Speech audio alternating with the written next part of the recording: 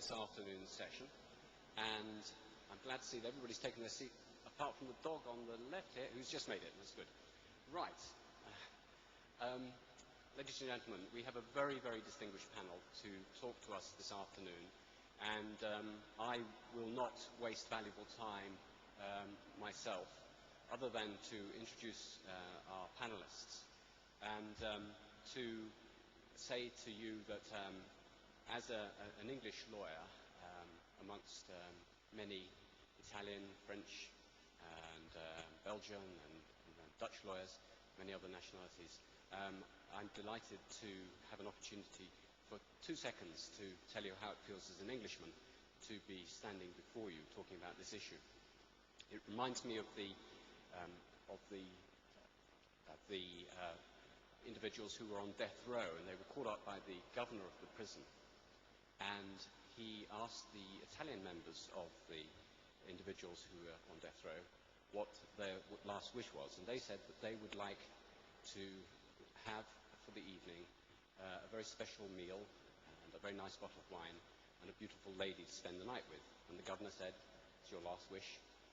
It's your last day on this earth. You may have your wish." He said to the Englishman, "What would you like to talk about?" And he said, "Well, I'd be delighted for you to gather all of the inmates together, and the guards, and yourself and your dear wife, and I'd like to address everybody on the success of ADR within the English jurisdiction, and to explain to you how Lord Wolfe reformed our system and introduced a completely new set of rules, and how that has been accepted by the legal profession and the judiciary, and how we now have case law developing. And I can take the inmates through the detail of all this case law, and I'm sure they'll be absolutely fascinated to learn that our judges are able to punish people who do not agree to go to mediation with all sorts of cost sanctions.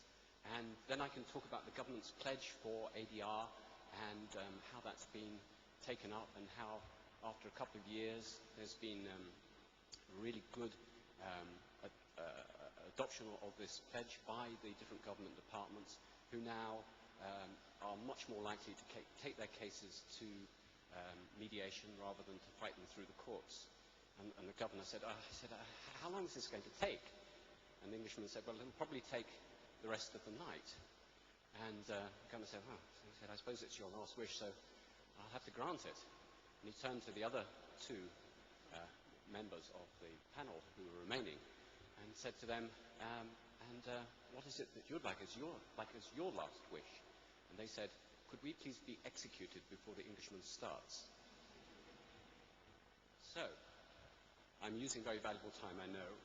Our first speaker this evening is Professor Bernini, who is a very distinguished scholar, who has many judicial appointments behind him, has acted as arbitrator many times. He tells me that he somehow managed to fit into all of this, being the Minister for International Trade.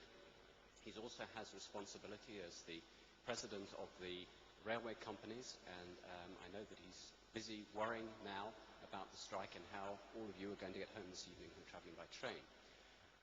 Professor Bernini, can I invite you to talk to us about the comparison between civil law and common law jurisdictions, or in fact, I think the Professor is going to be telling us that the distinction is not as obvious as some people think.